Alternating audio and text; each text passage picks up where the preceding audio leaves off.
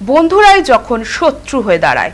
এবার এক ব্যক্তিকে আগুন দিয়ে জ্বালিয়ে দিল খোদ তার বন্ধুরাই। চাঞ্চল্যকর ঘটনাটি ঘটেছে উত্তর 24 পরগনার নাগের বাজার থানা সংলগ্ন তারকনাথ কলোনি এলাকায়। অভিযোগ, রঞ্জিত কর্মকার নামে এক ব্যক্তির গায়ে পেট্রোল ঢেলে আগুন ধরিয়ে দেয় তারই ঘনিষ্ঠ বন্ধুরা। ঘটনার সাথে জড়িত অভিযুক্তরা হলো সুমন ব্যানার্জি, সুশান্ত দাস এবং সাগর। জানা গিয়েছে, বুধবার রাতে কালী ঠাকুর বিসর্জন সেরে বাড়ি ফিরছিল রঞ্জিত ও তার বন্ধুরা। সেই সময় কোনো এক বিষয় নিয়ে তার বন্ধুদের সঙ্গে বচসা বাঁধে। বচসা ক্রমেই জটিল হয়। ঠিক তখনই ঘটে মর্মান্তিক ঘটনাটি। এরপর দগ্ধ অবস্থায় স্থানীয়রা তাকে উদ্ধার করে হাসপাতালে ভর্তি করে। বর্তমানে রঞ্জিত আশঙ্কাজনক অবস্থায় চিকিৎসাধীন। ইতিমধ্যে পুরো ঘটনার তদন্তে নেমেছে নাগেরবাজার থানার পুলিশ।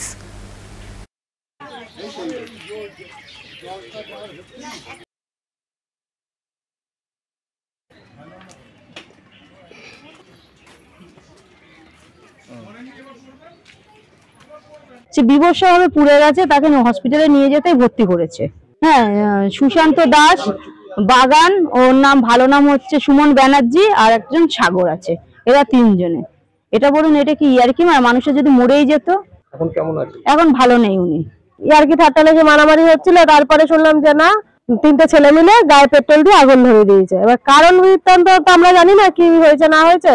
এবার যারা করেছে তারা বাড়িতে কেউ নেই, সবাই বাড়ি ছাড়া। আপনারা কি চাইছেন? আমরা চাইছি শাস্তি চাই। 4:30টার সময় এরা সব তারকনাথ কলোনির ছেলেরা সব ভাসান দিয়ে আসার পর একজনের বাইকের তেল শেষ হয়ে যায়, আরেকজন ওই বোতলে দিয়ে আরেকটা বাইকে ঢালতে গিয়ে একটা দুর্ঘটনা হয়। একজনের পিঠে সেই তেলটা পড়ে যায়। সিগারেট খাচ্ছিল এরা, সেই সিগারেটের আগুনেই তার পিঠটা পুড়ে যায়। এই ঘটনা ঘটেছে। এটাকে নিয়ে রাজনৈতিক রং লাগাবার চেষ্টা হচ্ছে।